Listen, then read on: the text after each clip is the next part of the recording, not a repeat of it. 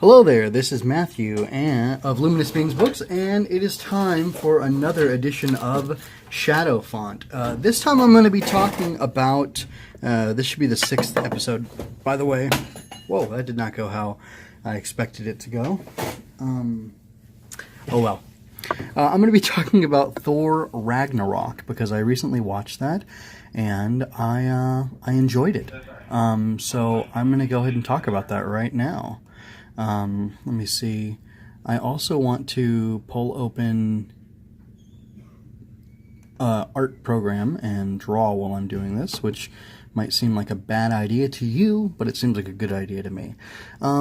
So overall, I enjoyed the movie. I didn't think it was amazing, but it's probably my favorite of the Thor movies. So I watched Thor Ragnarok. Came out on Amazon, so I really wanted to see it all along, but for whatever reason it took me a long time to get to the point of I couldn't go see it in the theater for some reason, so I decided to go ahead and watch it on home video, so to speak. I rented it actually on Amazon, so anyway, that was cool. But anyway, I'll just get right into it. I really enjoyed it, and you know, Shadow Font, the format is supposed to be what people got wrong about the movie. Honestly, it was so long ago that I don't remember the consensus besides most people thinking it was good. I think people said it was mocking the other Thor movies or Marvel superhero movies in general, but I didn't see that. Maybe it was there. I didn't have a problem with it. It felt like it was building upon and reflecting what happened in these characters' lives. So I don't know if that's ruining Marvel comics movies for you. Then maybe, I don't know. Maybe you're in the wrong place, bub. Like I really don't know what to say. So anyway, didn't bother me. Didn't bother me in the slightest. So let's see. I did have least favorite aspects of the movie, though, and I'll go ahead and talk about them now. I don't really get what happened with, or I thought it was kind of lame, the stuff that they were doing with Scourge in the beginning. And I have, like, zero familiarity with this character from the comics. I think I might have seen him in the Earth's Mightiest Heroes Avengers cartoon from, like, way long ago, that I watched, you know, like 2 years ago.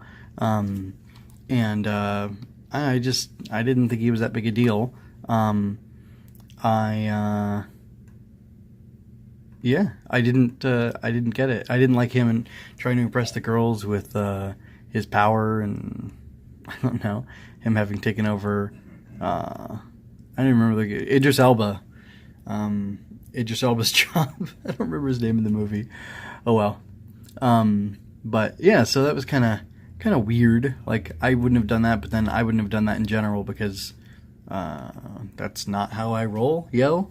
Let's see what else. I think the start with Thor basically like owning Surtur or whatever the guy's name is, the fire dude, and he's like mocking him and everything's just so easy for him and whatever. I didn't really like that. Now Thor got to struggle a lot in the movie, which is good. We want to enjoy heroic struggles, or at least I do. And I think they definitely delivered on that in this movie. But it felt, I don't know. And maybe that was done to increase the impact of it when he did struggle later on. But I don't know. It really kind of took me out of it. I didn't understand why it was happening like that, and I thought like, this is kind of dumb. Like, it felt like a waste of time. Thor didn't feel like he was in any danger, so I didn't really care about what was happening, and I don't know. I'm not in the mood to see him be, you know, super cool, indestructible guy. I was actually in the mood to see him struggle and stuff, and yeah, like I said, it happened later, but I don't know. Weird. You know, I will say one more thing. I guess they were saving it for the end, for a reveal in the end, but it did feel a little off to me that they majorly covered up Thor beating Hulk in the arena. But like I said, I guess they were saving the full-on reveal for when he was fighting his sister, which makes sense towards the end. But still, just, I don't know, it felt off to me. I wasn't a huge fan of that either. I thought Hela was a super cool character. So I'm moving on to my favorite elements. I actually thought seeing her and Valkyrie was really neat. I'm sure glad they went this direction and decided to give those two characters such prominence. It was really very neat. And I especially liked that they represented like ancient Asgardian history, basically, and that's something that we, as an audience of these movies, haven't really gotten to see.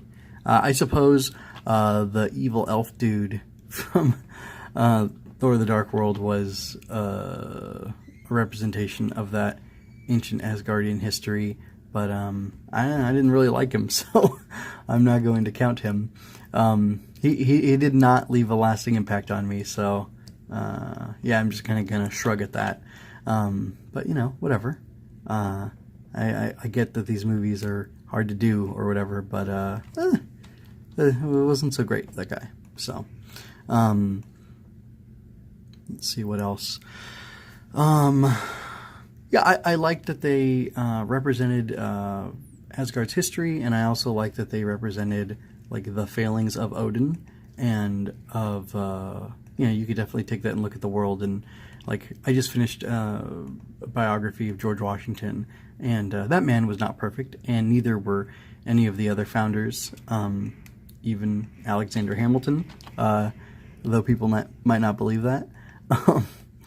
But I don't know, they were just, you know, they were people who, you know, kind of lived in extremes in some ways, and they did some impressive things and some things that we think needed to be done now, but maybe didn't. Like, interesting, there's a kind of parallel between Washington and Odin in that Washington did not himself like advocate manifest destiny and like killing all the Indians, although he did want to convince the Native Americans to abandon their heathen ways or whatever, and basically adopt modern, read English, read American farming practices, and he wanted them to basically become like the white man, and he thought that would be way better for them than continuing to... I don't know that he actually regarded them as savages. It's not clear from the book that he did regard them as savages, but he definitely disrespected their way of life and thought it was inferior to the English/American/colonial way of life. And I mean, Odin reflects that a little bit, but at the same time, it's apparently there are more than just the 9 realms, and Odin banished Hera because she wanted to, or Hela, because she wanted to completely take over all of the realms, and he wasn't down with that, which, you know, is cool. It's good that he said, let's put an end to our imperialism. So I really appreciated that. I don't know, it's just, I really like The Last Jedi in part because it wasn't afraid to say that people, you know, including Jedi, these great heroes, had made huge mistakes and had done bad and done wrong. And I really like that Thor had the same kind of bravery where it was willing to talk about the mistakes of the past that the characters had done, and I don't know, that was a good thing. Let's see. Oh, there was a lot of good comedy in it. I really liked the fact that Loki had this play going on, and as he was masquerading as Odin, that was pretty great. And like Odin's farewell message to his son was really cool. It seemed like a thoughtful movie, and it put a lot of effort into like having these characters reflect on who they have been in the past, and it showed shades of their old selves coming in, and like those old selves, like Thor did some things and Loki did some things that are like classic Loki and Thor, and they failed, and the failure of those things forced them to change and to grow and to be different characters, and I was really pleased with that. So yeah, I liked Thor Ragnarok for those reasons, and I learned a couple things from it. One is definitely have fun. This story had so much fun with these characters and with the world that they live in, and it had fun by pushing them into new places.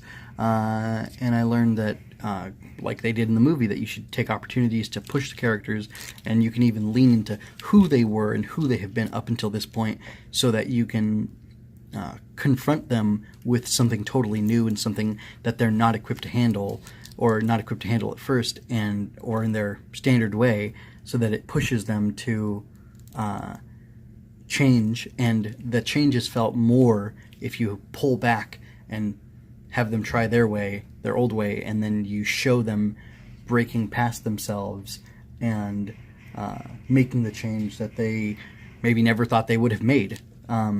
So that's about it. I know it was cool. It was a movie about like growth and like owning your mistakes and owning your past and moving on.